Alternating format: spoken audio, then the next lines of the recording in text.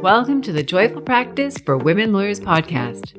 I'm your host, Paula Price, lawyer turned certified executive coach. This podcast was created to empower women lawyers just like you to create a life and practice you love.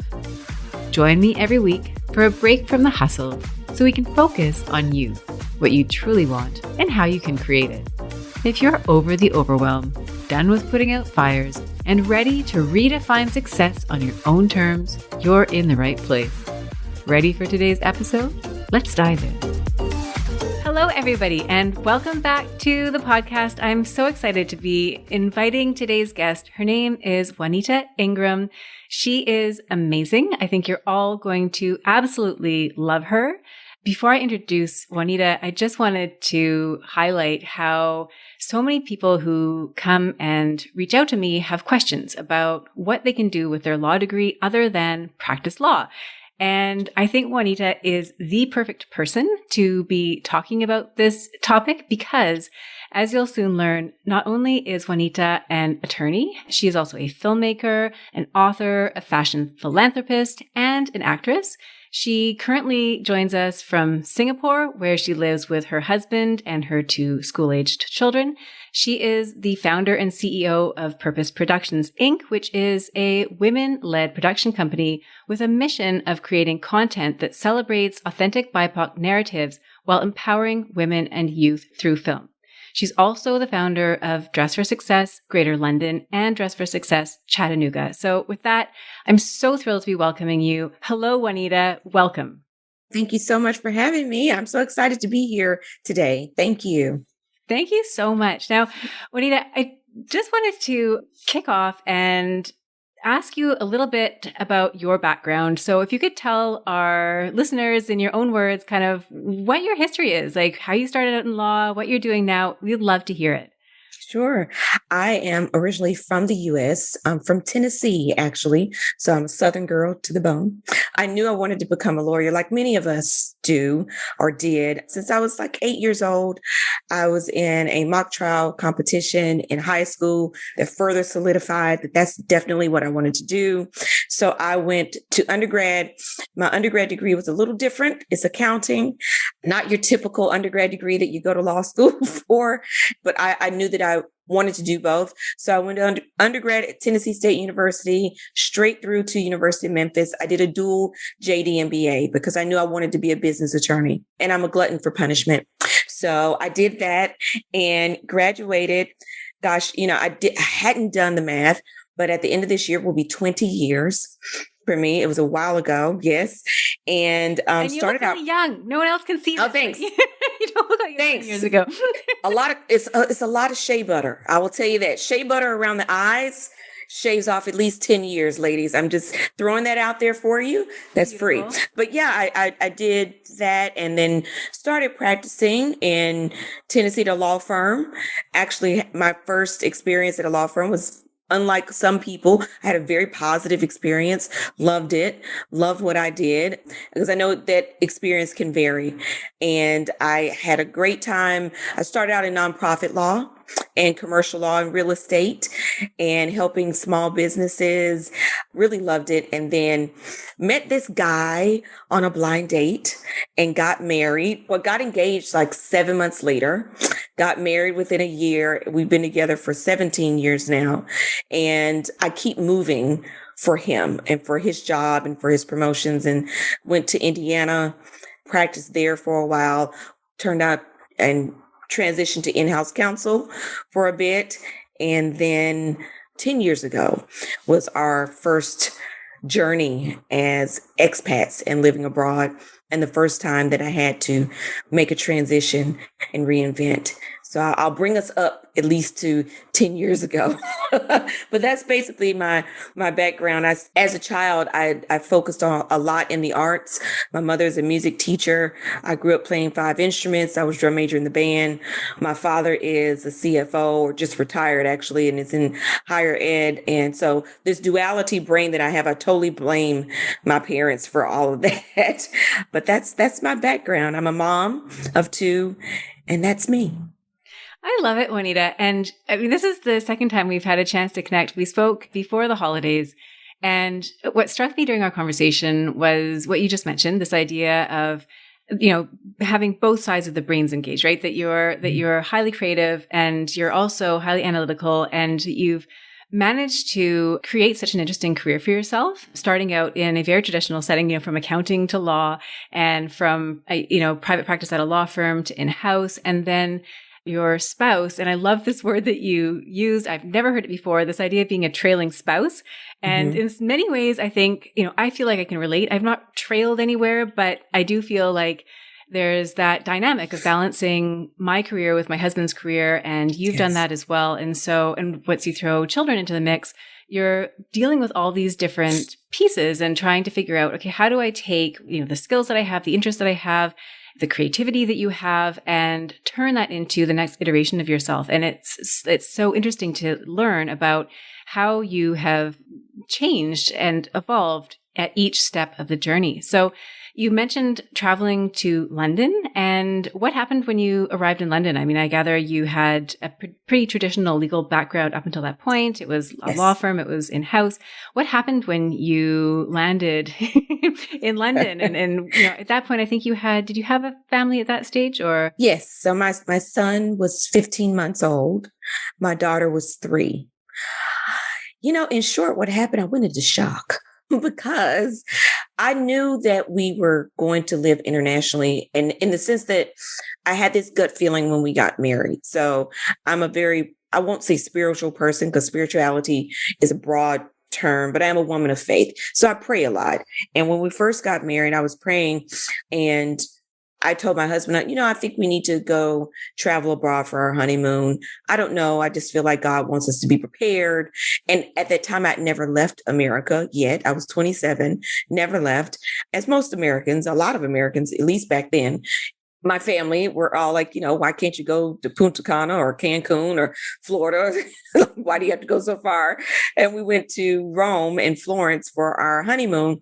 And after that, every year we had committed to going abroad once a year. So we did Spain, we did Paris, and then started having kids. And then the next, couple of years, my husband's company offered him a promotion to go and be the HR regional lead. And we were living in London. So I knew, and I said yes to the theoretical idea of living abroad. What I did not fully take stock of, that, when you think about, if I could go back and speak to my younger self 10 years ago, what would I say? I did not know what saying yes really meant to my career. And so when I say I went into shock, the buzz and the beauty and the excitement of moving, and you're like, oh, I'm moving abroad. And, I had messages from people of, that's great too. You're crazy, because I was quitting an in-house counsel job at Rolls-Royce at the time. And my family was like, you're going to quit that good job? We're like, why are you doing that? Yeah. And I had no idea what that meant, because as many people in our profession, like many of us, we equate our identity, our worth, to what it is that we do. And that's who we are. And I was no different. I think anytime you work as hard as you do to go to law school, finish, like I said, I was a glutton for punishment. I did a dual JD MBA. It wasn't as though I was trying to escape or didn't enjoy what I was doing. It wasn't as though I wanted to not be a lawyer at that time anymore, or wanted to do something else. You have no idea.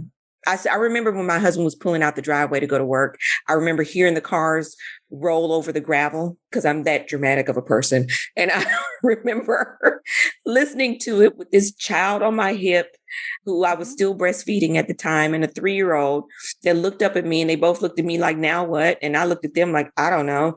And I remember feeling like, oh my gosh, because I hadn't done the stay-at-home mom thing. I was still working 50-hour weeks. And I remember thinking, now what? Who am I? What am I? And the first 4 months really struggling with what I now know is trailing spouse syndrome or trailing spouse depression. I had no idea to even give it a name. I just knew that for the first 4 months, I sat on the couch and cried every day.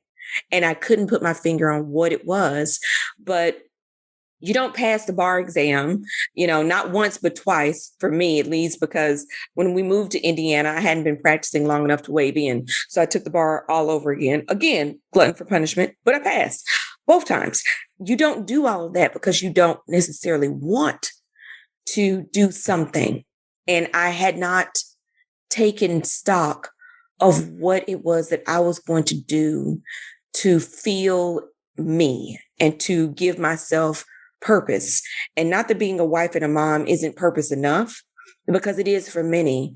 For me, there was just another side to myself that I was agreeing to starve, and I was not prepared for the hunger pains, and they hit me. And so I had to go through it, and I did. So what do you mean by go through it? How did you transition then from kind of being, freshly landed in a city that you'd never lived in? You have 2 young kids that you're looking after. What was the transition that you made at that stage? I did feel sad. I felt, and I didn't realize at the time that I needed to give myself time to mourn the trajectory of my own career. I was so busy being supportive, which is great, but I didn't really want to. You think about, oh, let me be supportive. Support means, therefore, I can't complain, or I can't feel at any point in time any sense of loss or anything other than, yes, I'm here and we're going to make this transition. It's going to be great, which it was and it is. But if I had given myself the ability to be in the full dynamic of that move, of that transition, I would have allowed myself. So when I had to mourn, and I didn't realize I was mourning, I wanted to be a judge, after the first 10 years of practicing. And I had that flash before my eyes, like, that's probably not going to happen, and it was haunting me. I had friends who were like, so what are you going to do with yourself in the not excited for you? This is new. I can't wait to see what happens kind of way, but are you sure what you've done? So I sat on the couch and cried. And then I decided to get up. I was like, just get up and go to the kitchen. Just get up, and instead of doing your routine of sitting, because I found a daycare for my kids, or at least for my daughter at that time, because she was in the UK, they start reception at 4. So she needed to continue to learn. Early childhood development is not my thing. So I found a daycare for her. So I would drop her off. And I said, instead of coming here and sitting every day and watching cartoons with your son and crying in between commercials when he's not looking, get up and go do something. And I got online and I got a coach. It was the first time that I ever engaged a life coach. And because I knew that what I was experiencing was not normal, probably should have engaged a little bit of a therapist too, but life coach did it for me. It was enough.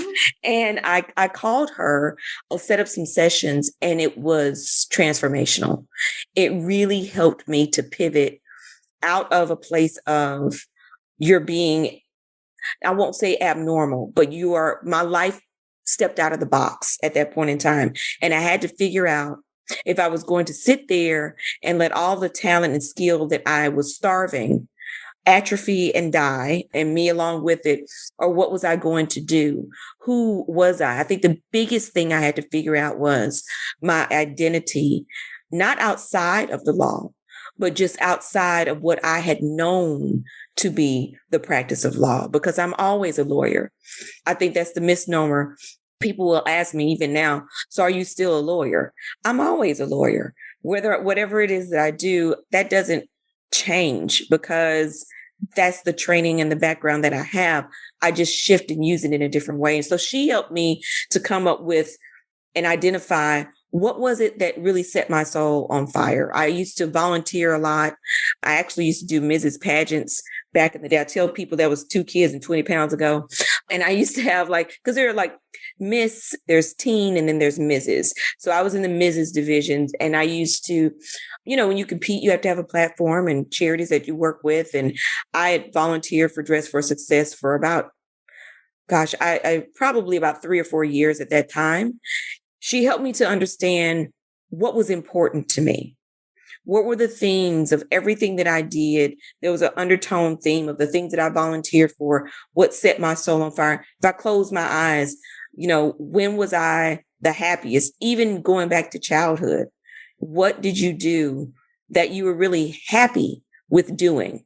in addition to the way you practice law. And it was those sessions and that process that allowed me to really explore not just what I could do, but who I am. And once I convinced myself and got clear on me and who I actually was, then, people talk about now like, wow, you're really embracing this trailing spouse thing. I embraced it, stepped into it, and really started to thrive. I decided to go back to acting and just say, what if I go and audition? What's the worst that could happen? They say no. What, to go get an agent in London. I'm like, what's the worst that could happen? They could say yes, they could say no. And I auditioned and I got an agent. And then within the first year, I was in my first independent feature film. I started working and it just kind of took off from there. But it started with me getting very clear about who I was. And I know that sounds like a cliche, but a lot of us go through life and we just go through life doing what we do. We never really have the opportunity to take the time to say, but who am I? What do I really love? What's the theme? And my theme, undercurrent of everything that I did, the common thing that weave everything together was I loved empowering women. Everything that I did, through Dress for Success, at the time that I started out volunteering in the US. And that's when I decided to write books. And I already had these books inside of me. I just didn't have time to pour them out. But everything within them, even the children's series, was about empowering other people. And so I decided that that's what I wanted to pursue. Yeah, the rest is history. Yeah, thank you so much for sharing that with us, Juanita. It's wonderful to hear your story. And so much of what you talk about, I think it resonates with me. It resonates with our listeners. You talked about the transition of having a family, for example, and what that means already, right? And you talked about it being a choice. And just because it's a choice that you make willingly doesn't mean that there's still a part of you that looks on at other things that you need to maybe put on pause in order to pursue that. You talked about, that experience of being the trailing spouse and being at home alone with the children. And I know, for myself, I mentioned before we started our recording today, we are in a pandemic. I've got 2 school-age children. Today was supposed to be their first day back at school for myself, for many of us who are out in the world, professional women, now have our children at home indefinitely, or maybe it's just for a little bit, maybe it's homeschooling. It depends on where you are. And so there are these circumstances that exist outside of us, and we're being asked to step up and find new ways of doing things that advance our desires to have purpose in a professional context, to make our contributions to the world, and having to do it in a way that challenges us. And what I love about your story is that you talk about this exercise of figuring out what is truly important to you and looking for the common themes and looking for the breadcrumbs in what you've done way back to when you were young. These are all things that I think are so important. And often it takes something quite dramatic in our lives to force us to come to that point where we decide to ask ourselves those questions. And when we do that, we get so much of the clarity that you're talking about. And for each of us, it's going to be a different calling that will compel us to move forward in a particular direction. You talked about empowering women. I share that with you. I think it's a wonderful pursuit. And so I just really love that you've shared that with us, because I think for so many, it's going to resonate because we're all experiencing some version of that, or we all likely will at some point in our careers. And now we can look to you and say, well, okay, Juanita has had this experience and this is how she dealt with it. One of the things I wanted to ask you is I have a number of lawyers who reach out to me and they have questions about what to do next. And it's almost like they have this internal struggle. I know I had this internal struggle where you're on the path. You have a traditional practice. Maybe you're in a law firm or you're in-house or you're in government, but you have a pretty traditional legal career. And you may have been encouraged by your family to enter law school. I have clients who are lawyers who come to me who were given a choice. Accounting sometimes is one of them. Accounting, engineer, doctor, lawyer. Pick one, daughter. Pick one, child, and tell me which of those it's going to be. And so they enter into the legal profession without it necessarily being something that was a fully formed decision. You talked about it being a dream of yours since, a very young age. It's not how everybody ends up in law school or at a law firm. And so they follow these lock steps. And then one day they wake up and they're unhappy. And that's when they kind of reach out and they have questions and they want to maybe make a change, but they're not really clear, right? Like, okay, I've been trained to be a lawyer. I'm getting paid a really comfortable salary to do the work that I'm doing. I enjoy it. I've invested all this time. I've invested all this money. It would be crazy for me to give all this up. And yet for many, that may be the right thing to do. And so I would turn it over to you, Juanita, and ask you what you would say to a lawyer who would come to you, for example, and say, you know, they've followed this fairly traditional path and they're starting to feel unsettled. What would you recommend that they do at that stage?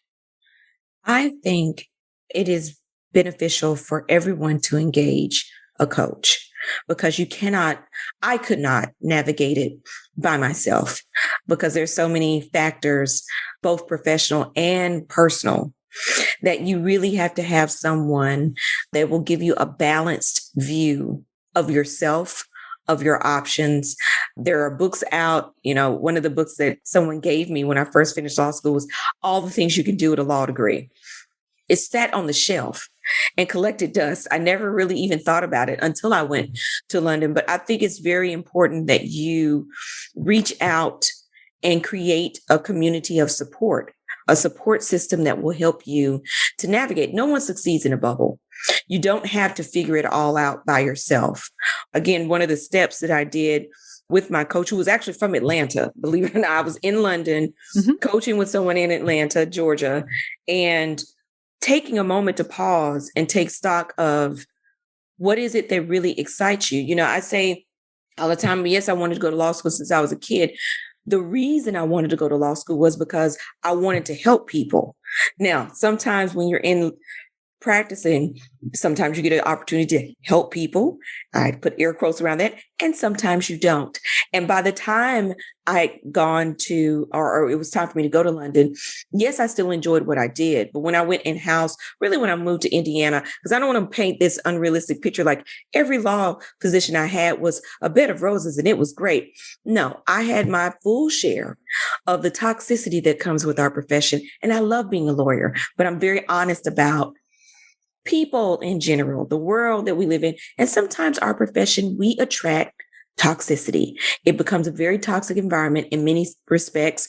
Office politics, we play it well and we're trained to, and that's not a good thing. So I had those experiences. I think getting a career coach, a life coach to help you navigate through that, but really stepping back to say, and doing the work to figure out, who are you? Why did you become a lawyer? Do you like helping people? What aspect of helping people do you like? Do you like the thrill of winning? And there's nothing wrong with that. I think taking a full assessment of who you are is the first step.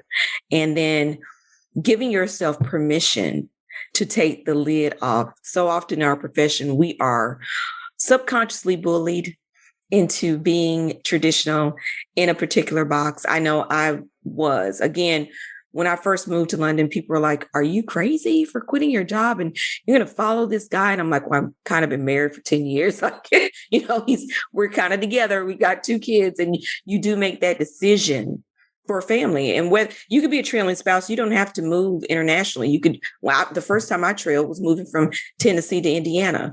But I think the commonality that what that transition really took me through was navigating change. And now more than ever, we are all familiar with having to navigate change and uncertainty and newness and recreating ourselves in different environments, whether it's the new norm. You talked about, you know, your kids, my kids are off until the 17th, but I live in Singapore now and they kind of planned for that. So doing the pandemic in Asia was that's a whole nother podcast episode. It's a whole nother conversation because we spent the first 2 years in Taiwan and just moved to Singapore. And so Singapore actually planned and knew, you know, I bet a bunch of people are going to go out of the country and come back sick. Let's let the kids be off for a extended period of time. So my kids are still off. So, but navigating through this pandemic alone, I think the commonality is change. And that's what helped me to be really comfortable in the pandemic right now, because I'm like, welcome to my world, because this is unstable. The instability is my norm. So, Absolutely. yeah. Absolutely. It definitely is. And I want to ask you more about that, but I also wanted to touch on something that you just said, which was that one of the common themes that you had identified was this idea of wanting to help people. That was one of the reasons why you went to law school. And I hear that from so many lawyers, right? That was the motivating factor. They really wanted to help people. And what's really interesting is that the way that you help people can evolve over the course of your career, depending on the role that you're in. And so it may be that you're a young lawyer working at a law firm, and helping people means helping the partner on the file that you're assisting. But at a later stage, it could be, I mean, you talked about founding Dress for Success in London. And so helping people in that environment is helping set up an organization that's then going to help women who are trying to re-enter the professional world. And so I think what you can do is take that dream, take that purpose, that sense of purpose, and apply it in different ways depending on what stage of your career you are in and how it is that you choose to apply your law degree. And for a lot of the lawyers I work with, they have questions about how their law degree sets them up for success in another role. And for you, you mentioned that having a legal background was really helpful when you founded the Dress for Success chapter in London. What other skills do you think you developed through the practice of law that you're now applying in ways apart from traditional practice? Yes. And I think it's really important too that while you're in traditional practice and lawyers get asked all the time to sit on a board or to help out in a nonprofit space. I think it's really important that you do that, but that you do it in an area that interests you. Do it for an organization that really passionate about their mission, because when you're doing that, and sometimes I tell people all the time, when you are in a place where you are living your most authentic life in that moment, in that space for where you are at that time, you never know where that can lead to in terms of opportunity. And not that you do things for opportunity situations or opportunistic reasons, but that there's purpose in everything that you do, and you'd be surprised where life will lead you. So when we moved to London, I had been volunteering in the US for Dress for Success. I'm very passionate about their mission. We help get women back into the workplace, giving them interview attire and interview training. I tell people all the time, we dress women from the inside out. And what we're doing is really tackling poverty. Because when you change the trajectory of a woman's life, you not only affect her, but her entire household. So this is generational change that we're doing. And I met the worldwide CEO while volunteering right before I quit my job and moved over. And we kept in contact. She actually got me a mentor while I was in London to help me navigate this time, because she's a lawyer as well. And that's the other thing I will say, make sure that you try to get a mentor that it's open to your flexibility and what your new life will look like. And she called me and asked me to restart the affiliate. It was funny. I was just minding my business, and I remember the first day I volunteered at Dress for Success in Indiana, and they had just onboarded a new executive director, and she was running back and forth. She had a really busy day, and I was supposed to be there dressing women. And I paused and I looked at her and I'm like, she has the coolest job in the world. She's so amazing. This is amazing.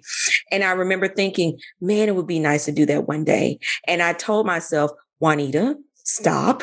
Nobody asked you for all of that. I had this internal dialogue in my head. Go get this woman some shoes. Who would ask you to run a Dress for Success someday, Juanita? Nobody's going to ask you to do that. They don't need a lawyer. Go get the shoes. You're volunteering. And I remember that moment. There used to be an old affiliate in London. They decided to stop functioning. And by the time I realized that, because I was volunteering there as well, I was typing the worldwide CEO a note saying, hey, if you ever open up again, let me know. I'll come sweep the floors, fold some clothes, make some phone calls. I'll come volunteer. I hit send and my phone rang, and it was her calling me. And I was like, oh, wow, that was fast. And she said, what do you mean? I said, well, I just sent you the note saying, if you need me, call me. And she said, I hadn't got that note, but I have a question for you. Would you start Dress for Success? And so sometimes life aligns you to be in a place where your calling and your movements coincide and they collide. And so that was the beginning of me starting Dress for Success. There was a lot of lawyering to do, because at the time, the other old affiliate, there was a lot of brand association clarity that we had to do, a little bit of a cease and desist notice that had to be sent out, a lot of clarity, in all of my nonprofit law training, I had to pull on in another country that I wasn't even from. Everything in my MBA, because nonprofits are businesses, and I had to start a new business from scratch all over again in a country that I wasn't from. So I pulled on every skill set. I think the other skill sets that all lawyers develop and that we take for granted is this true sense of tenacity and strategic thinking and problem solving that you take for granted, that everybody else has that in a specific way that we have it. And I don't think that they do. Now, I'm biased because I'm in the profession and I think lawyers are great and I think we're all superstars. But the way that we have the ability to solve issues for our clients, it doesn't go away. So whether you are running a film set and a production and you need to be detail oriented and have tenacity, or whether you are running a nonprofit and the same leadership skills, strategic thinking, intelligence, and just the ability to achieve without excuse is something that I think has proven well a skill set that is transferable. I coach women now all the time with Dress for Success about their transferable skills. And as lawyers, we have many. I don't want to say that we're like Marvel characters, but close. Very close. I love that. Achieve without excuse. That is powerful. First of all, I have goosebumps. That discussion about you sending the email and the CEO reaching out to you at the same moment in time. I just love that serendipitous connection. And you use the word alignment. And to me, that is one of the integral keys of just having a successful career, right? Is when you're aligned with the work that you're doing. And you talked about how this all started out with you pursuing volunteer work that was in alignment with your interests, right? Like that is really, for the work that you're doing outside of the office, if you're joining a board or thinking about supporting an outside organization, it is really looking at what interests you and where you feel passionate and look at where that led you. I think that's so impactful.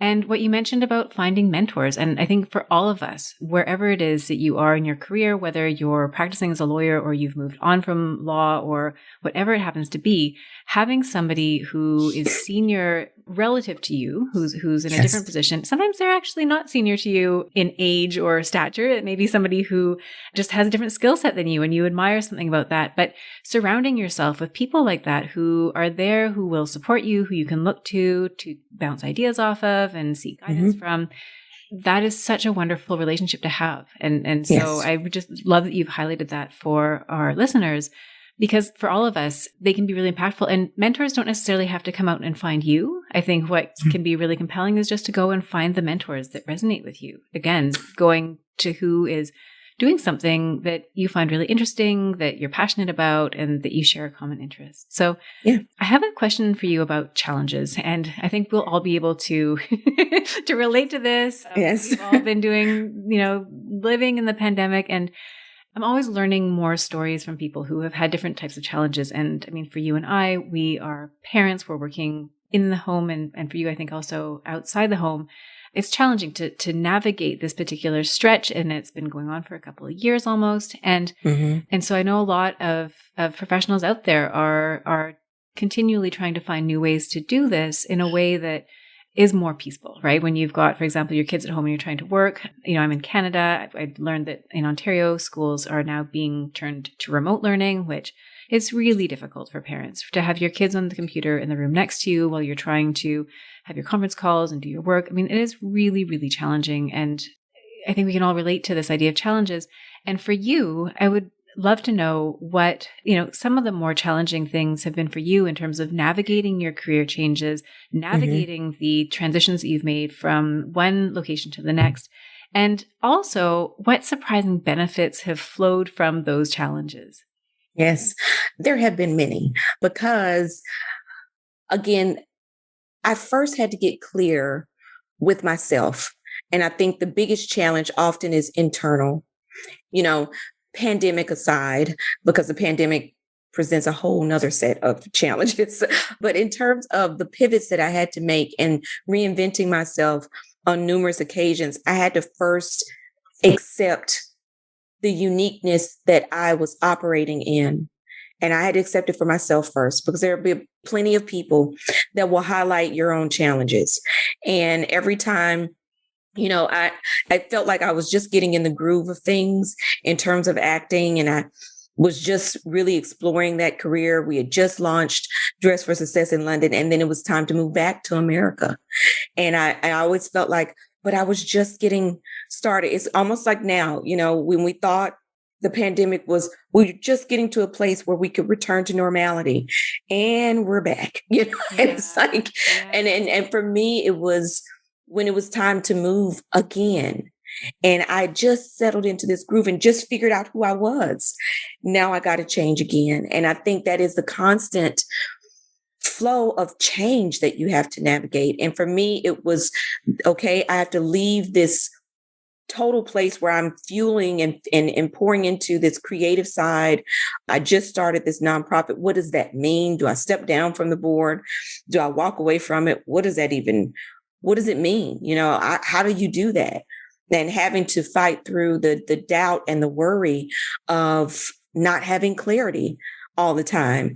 And so, like, for example, when we moved back from London and I had to go back to the traditional practice of law, there was a part of me where my stomach turned like, oh gosh, I don't know if I really even want to do that. And I did it anyway. I ended up being assistant general counsel at a company, but I didn't let go of what I knew was what had become even a safe place for me in being in control of my own destiny, of my own identity, and trying to strike a balance and never neglecting that side of myself. So what I learned was not to neglect the full spectrum of who I am, and I tell people all the time, the best advice that I got from someone was looking at myself as a company, probably because that's the analogy that I could understand. So they talked to me in terms that I could get. Mm-hmm. And they said, even when you're working for someone else, even when you're practicing traditional, look at yourself as Juanita Incorporated. And at the end of the week, what did you do for Juanita Incorporated? That's fine that you did great things for this company and you made them a lot of money and you're great at what you do. That's great. But what did you do for yourself? And whatever goals and visions that you have, long-term or short, for yourself. And I never neglected that. I continued to do that. We moved back to the States. That's when I started, because Indiana is not really big on acting opportunities. It's not the mecca of film or anything like that. So I started creating my own opportunities. I created my own nonprofit production company, oddly enough, called Purpose, and really step behind the camera to continue to fuel that on my weekends, on my off days. I did short films and a legal talk show that I did with 2 other legal colleagues and friends. And we took pop culture issues and then really delved into the legalities of it all. So like when Aretha Franklin died and she died without a will. Well, let's talk about wills and trust and why you need one. So fabulous that she died, but fabulous that you were covering that. That we were like, show. Cardi B decided not to go on tour with Bruno Mars when she became a new mom. Let's talk about maternity leave and what your rights are, So mm-hmm. we did that. It was a lot of fun, but it really kept me in the creative space. And so being able to navigate through the change, I continued to feed that side of myself as best I could. And I think you have to give yourself permission to do what you can and that be enough. And it's okay. And you're never lacking anything. What is meant for you? I know it sounds cliche-ish, but I'm a living, walking billboard. You're never going to miss what you're supposed to do. It's just not going to happen. You're not going to not be in the right place. The only time you will miss out on anything is if you are not prepared to just be yourself. If you have neglected you in some particular way. And, at different stages in my career, it wasn't the time. I'm really big on seasons. There's a season for everything. It wasn't the time for me to do all of these things when I was a new mom. I was still breastfeeding. The best thing that I could do in the beginning was be a lawyer, breastfeed my children, be a mom, and shower. Those were my goals. And if I achieved the shower, I really felt like I was successful that day and I smelled nice, which was not always, hey, as a new mom, it is what it is. And so I think taking life in stages and in seasons and recognizing even in the pandemic that we're in right now, we're in an interesting season. I'd spent the whole pandemic in Taiwan. We were 84 miles outside of China. America's been in this. A lot of the places in the world have been in this for a little over a year. This has been a 2-year thing for me because we were, on our version of lockdown back in January of 2020. So it hit us first. And when I was saying, hey, I don't think I can make it to London this year, and everybody was like, I think you're overreacting. I think this is just going to be something that stays over there like SARS.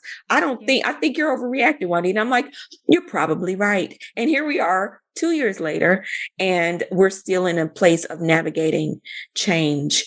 I think it's really important that now more than ever, we reach out as a community and know that there are people that can help us to navigate change. You talked about mentorship. I got assigned 2 mentors. People ask me all the time, like, what do you need a mentor for? You're a member of the Television Academy now, but I'm in a new industry. And Purpose Production, we have a show now that's on Amazon Prime. I really stepped into it when we knew we were moving to Taiwan. It seemed random. I know now that it was a bigger piece of purpose of going there, but I decided to launch a show about being a trailing spouse and about navigating change. And I'm part of Women of Color Unite, which is an organization, a nonprofit organization for women of color in the film and entertainment industry. And they have Start With 8 is their mentoring program. And I signed up, and people were like, are you signing up to mentor? No, I'm signing up to get a mentor because I'm in a new space. I'm in a new industry, fairly new for me. It's been 2 or 3 years, but everybody needs someone to help them navigate this huge place of change that we're in, constant place of the unknown. Absolutely. And Juanita, I just wanted to mention for all of our listeners that we'll be having links in the show notes to all you've got so many different projects that you're working on. I believe what you're talking about is your show about the expats. I think, is that, yes. Is that the name of the show? Yes. So it's called The Expats International Ingrams. It's on Amazon Prime in the US and UK. And then we hit a roadblock where a lot of people, because like right now we're in Singapore, and Singapore doesn't get Amazon US or UK shows. So we created our own streaming platform called Purpose Streaming for people who live in other countries that may not be able to see the show because it's on Amazon Prime for the US and UK. And I think you have to have an American or UK bank account. And the show I had the idea for the show when we were living in London. It's all about people living abroad. It's the first sort of reality docu-based show about living abroad. There's never been one. You have House Hunters International, but they're just trying to find a house. We're talking about life and applying for schools and third culture kids and navigating through COVID. And we're actually filming season 2 right now. We're about 80% done filming. It hasn't been easy to film in a pandemic and moving countries in the middle of a pandemic. That was interesting. Probably my biggest challenge to date was when we moved from Taiwan to Singapore back in August. But the show is all about trailing spouse syndrome and my journey and other expats. And I have about 4 other trailing spouses that, talk about their life and their career and through their lens. And so it's a lot of fun, very family friendly. It's not your typical reality show. Life is dramatic enough. We do not have to make up. Especially with kids in the mix. Oh gosh, yes. It's just dramatic enough. It's fabulous. So we'll provide links because it sounds amazing. I saw one of the trailers today and it's really amazing. And I just wanted to touch on one of the things that you said a few moments ago about the seasons of your life and how, when you had your young children, for example, that wasn't necessarily the time for what you're doing today. And right. I think it's really impactful for all of our listeners to really let that sink in, because I think for so many of us, we feel like we're in a rush. We see someone else do something and we think it's amazing. And we think, well, why haven't we done that yet? Or you just feel like you're in a hurry to do something, or you realize, okay, well, we're entering into another sort of lockdown-ish phase. That means that I'm going to have to slow things down a little bit. And it can cause a lot of stress. It can cause a lot of anxiety and feelings of falling behind. And what I find so impactful about this idea of looking at your life in terms of the seasons is it allows you to really step back and just allow whatever stage that you happen to be in right now to be the stage that you're in right now. And like you said, you're not going to miss anything that wasn't meant to be for you. So I just wanted to touch back on that because it's such a powerful message and one that I think so many of us can really connect with, especially right now. I also really wanted to ask you about the balance. So you're moving from country to country, you're setting up, nonprofits here and you're lawyering over there and you've got your production company, you've got your reality TV show, and you've got 2 young kids. I saw them in the trailer. They are adorable, of course. Thanks. And I know for myself that has been, an unexpected, I always knew I wanted children. Mine are 7 and 9 at the moment. I never imagined what it would be like to be a parent. There's so much that is involved. And, we talk a lot about work-life balance, and I would love to hear your take on this because I know it's something that so many of us can connect with right now. Yes. I tell people all the time, the idea, even the term work-life balance is a misnomer to me because there is no balance. Because balance connotes that everything is equal, that you are trying to make everything equal out. And I prefer to look at things in terms of priority. And before I do anything, I evaluate what's important to me. Again, that's the importance of taking time to step back and say, who am I? What's important? What does success look like? And when I reach that place, what does it look like? I prefer priority because nothing is going to be equal to my children. I'm not looking to balance my career with my family because they will always take precedence. There's always going to be more important, but what does that look like? What does that mean? And so I took the time before doing everything and through trial and error, because it's not as though I haven't double booked, triple booked my life before and been at a place where I'm like, I am dying. I am overbooked. I am overworked. Everything is out of balance at the time, but it was because I hadn't set my priorities. And so when you do that, you don't feel the feeling of anxiety, or at least it helps me not to feel feelings of anxiety of, I'm missing out, or, I've turned this down. I knew I was going to turn anything down that took away from me being at a piano recital or at a school, something happening in their lives, because for me, the priority was them. Having good organizational tools. There are many apps. I use Calendarly now. There's so many things that can help organize your life, but the prioritization is what's important because that's what will help you say no without any regret. I think the biggest thing that we live in life right now is that anxiety that you feel is really fueled by fear and regret and feeling like you're missed out on something, or that you're afraid that if you prioritize your family or yourself. I do a vision retreat with myself every year. I know this sounds crazy. No. I'm so glad you're saying this because we need this. We need to do this for ourselves. I do. And when I started doing that, everything changed. I felt so much better. I set my intentions, as they say at the beginning. This is a vision retreat for yourself? A vision retreat for myself. My family knows. Yeah. Mom makes this a priority. Now, do you go somewhere for this, or you do this at home? I go to I go to a hotel. If I stay at home, they won't leave me alone. I love everybody. They're not going to leave me alone. Yeah, they will never leave me alone long enough to do this. Sometimes it's been as long as 3 days, if I'm lucky. Sometimes it's a single day, but it is a moment you have to step away from everything and everyone and sit down and say, what is it that's important right now? Where am I in life? If I get a role and an audition, what can I do? It's important for me to tell my agent, look, don't send me on a casting call and I'm going to be filming in Sri Lanka for 3 months. That's not my life right now. That might be my life at 50. And also recognizing that thanks to the miracle of shea butter and, the fact that I have all this beautiful melanin, honey, and black don't crack, I'm going to look 30 until I'm at least 50. And that, the roles are going to be there. Somebody has to play the auntie. Somebody has to play the mom. I'm never going to be without opportunity. And I think as women and people, period, we think that if I don't do this, if I hit 40 and I haven't done this, then it's over. No, seasons change and we get better with time. I think it's a misnomer. You get wiser, you get more capable. Things get better with time. Time is your friend. And once my coach told me that, time, I was looking at time as the enemy. But she was like, no, time is your friend. You have all the time in the world, all the time that you're going to have, and it's okay. So I do the vision retreat for myself. A lot of us do like vision board with groups and everything. That's all cute and fine and a good time with wine.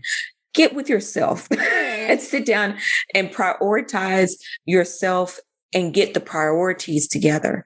So that way, when the opportunities come, you already know what you can and cannot say yes to. Even in this pandemic, I recently experienced a lot of pressure. When are you coming back to London? And I have an 11-year-old unvaccinated child in my household who has asthma.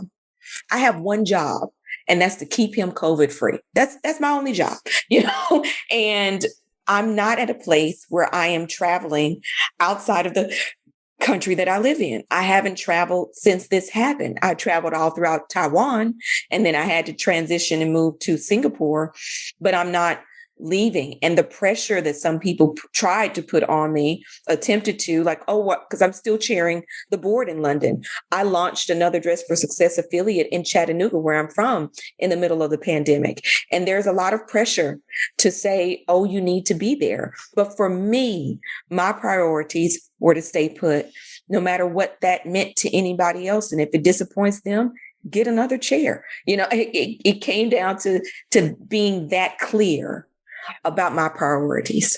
I love that, Juanita. And I have to say, your idea of having the vision time, however long it is, whether it's a day, whether it's 3 days, ironically, you're taking time away from your family in order to really have the space to make them the priority that you want to make them. And I know for all working parents out there, this is something that really resonates. I so highly recommend just being able to have that time and space. And I feel this particularly coming off, I guess, 2.5 weeks of winter vacation, where everything is all jumbled together and we're in the house and people are on top of each other and it's nonstop. And what it means is, I know for myself, I need exactly what you've described, just a few, maybe it's a couple of days, maybe it's, I don't know exactly the amount of time, but it's that time where you get to recalibrate, where you get to refocus on what your priorities are. You get, especially we're at the beginning of 2022, what do we want for our families? What do we want for our careers? What do we want for ourselves? Let's not leave, each of us out of the equation. And to actually reflect on that so that we can approach commitments and projects with that intentionality, and to be able to parent in a way where we feel like this is completely in alignment with what we've chosen, and to lessen those feelings of missing out on an opportunity or resent that you are folding laundry when you could be, I don't know, attending a gala in London, whatever that looks like. So I think these are all really impactful messages. And what you said about time, I think that's an ongoing relationship that all of us are working on, right? Is to have that approach that you have, which is time is our friend. Things happen in seasons. And when it's time for this to happen, I'll be there. And this opportunity, if it's the right one for me, I'm not going to miss it. So I just really love that you've shared that with us, because I think it's such a gift. I know it's a gift I'm taking out of this conversation. And for our listeners, I think it's a gift for them as well. So thank you for sharing that. Juanita, I think we have time for one last question, and then I think we will let you go back to all the wonderful things you're doing in Singapore. I think you mentioned you graduated law school 20 years ago? That was the number. And so if you were to go back and, give Juanita of 20 years ago advice on life, on career, wisdom, what would you share with her? And I would invite all of our listeners to think about this in terms of how this might be applicable to them in terms of their own trajectory.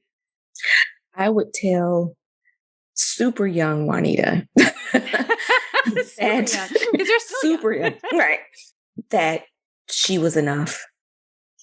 That right where you are in that moment is always going to be enough. And that everything is going to work out really, really well. And that you don't have to try to make it work. It is going to work. It's going to work exactly the way it's supposed to work. All you have to do is to try to be your authentic self. And that's it. It is enough.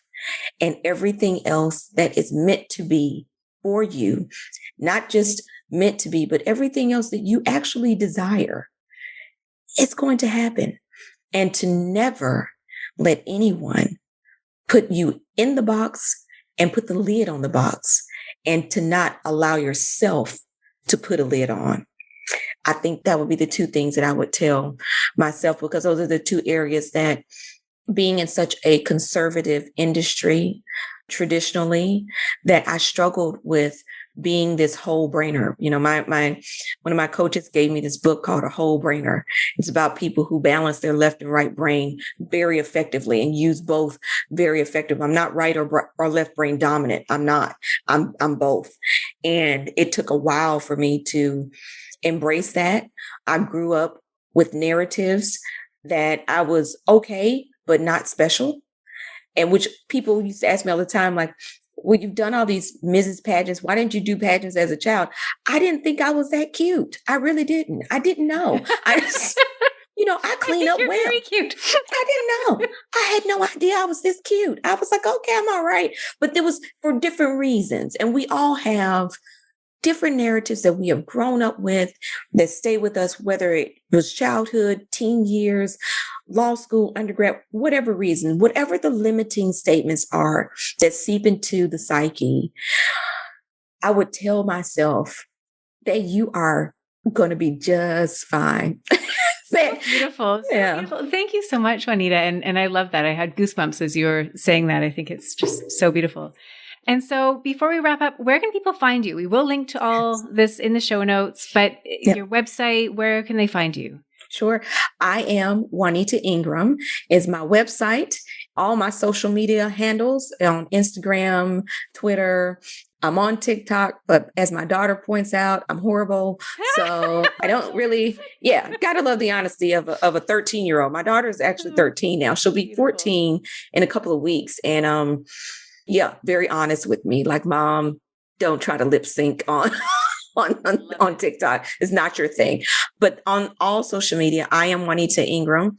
And then the website for Purpose is purposeproduction.org, purposestreaming.com. And the show, if you type in the Expats reality show, the website's there. We're on social media. You'll find us. We're on Amazon. We're filming season 2 right now. I'm not sure where we will drop season 2. Amazon has been a great partner. We'll see. We'll see. We're kind of hot right now, so we'll see what happens. So, but that's me. Beautiful. Well, thank you so much, Juanita, and thank you. And like I said, all of these links will be in the show notes, so go check them out. And thank you again for joining us. Thank you to everybody who has joined us to listen to today's interview with Juanita Ingram. It has been such a pleasure to connect with you, Juanita, and to connect with everybody who's listening. So Happy New Year, everyone. We're having this conversation January 4th, to be exact, 2022. So looking forward to what the year has in store for everybody. So with that, I'm going to sign off and thank you all again. And I'll look forward to seeing you again next week. If you enjoyed today's show and don't want to miss an episode, subscribe and follow the show wherever you listen to your podcasts. If you haven't already, please leave a rating and review. Your feedback will help me create a podcast that's tailored to your needs and goes straight to the heart of what matters to you. For instructions on how to subscribe, rate, and review the podcast, visit www.thejoyfulpractice.com/podcast launch. See you next time. Thank you for listening to this episode of the Joyful Practice for Women Lawyers podcast. If you want more information, visit www.thejoyfulpractice.com. See you next week.